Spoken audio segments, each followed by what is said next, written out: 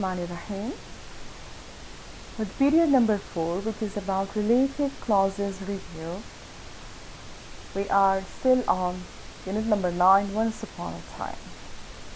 This period is the review of period number 3, which is very simple and easy.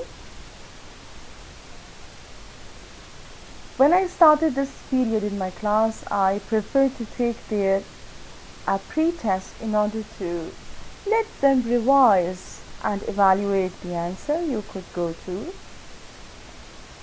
Let's begin with the activity number 1. Look at the examples and complete the grammar rules. This is the house I grew up here.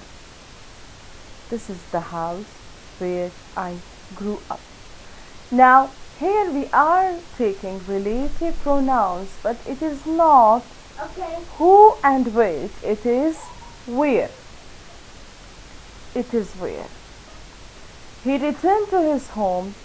He lived happily there for the rest of his life. He returned to his home, comma, where he lived happily for the rest of his life. So, instead of writing there in another sentence, we can join it using where.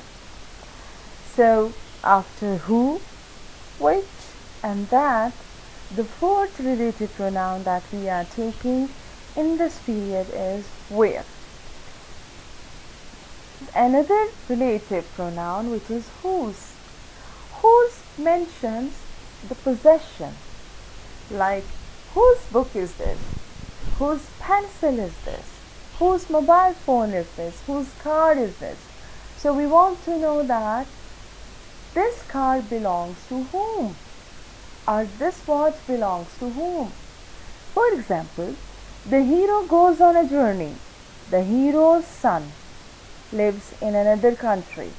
Whose son? Hero's son. So now we can make it the hero, comma, whose son lives in another country, comma, goes on a journey. The hero, comma, whose son. So instead of writing the hero's son, you wrote whose son. Same here. I apologized to the man. I had stepped on his foot. So whose foot? His foot. I apologized to the man whose foot I had stepped on. Now, complete the grammar rules. Very simple and easy. This is just copy and paste. Number 1. Space and space are both relative pronouns. Now, look at the relative pronouns, which were you took. Where and whose. Good. Where and whose. We use them in both dash and dash relative clauses.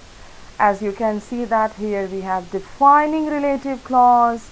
Here we have a comma, which means it's a non-defining relative clause. Here again we have a comma, which means it's a non-defining relative clause.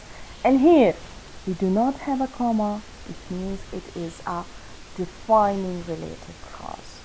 Hence, we use them in both defining and non-defining relative clauses. Yes, dear students, let's continue. Add the correct relative pronoun which, who, where, or whose to complete the sentences. There is no that, so we will be dealing only with these four: which, who, where, or whose. Thank you for the book. Dash, I enjoyed reading the book. So for the book, we will use which, who, where, or whose. Correct. Which. The hero, dash name is Jack, lives with his mother. Whose. Number 3. He lived in Cairo. Dash is the capital city of Egypt. Which is the capital? Because we are talking about Cairo. They went to the next town. Dash, they met an old man. Where? The old man dash clothes. So clothes belong to old man. Whose? Her father had traditional opinion. Her father, which, whose, who, or where. Who had traditional opinions, refused to let her marry. So here again, it's a very important question for your final exams. Correct the sentences. There is one mistake in each sentence. So point out the mistake first. The first point is that, and then rewrite the sentence correctly. For example, in number 1, that isn't the woman, comma, who gave me the money. The mistake can be of comma as well. So what's the mistake here? That isn't the woman who gave me the money. Is it an extra information that we put comma? No, it is necessary information.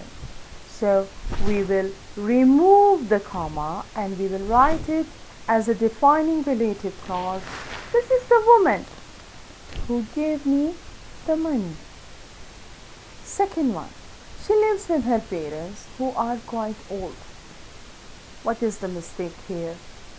You feel that there is unnecessary information, so we must put a comma here and we will rewrite it. She lived with her parents, comma, who are quite old. Once there was a dragon, comma, which tail was very long. Here the problem is with the which. This shows a possession. So it will be, once there was a dragon whose tail was very long. He now lives in Geneva, where is a town in the north.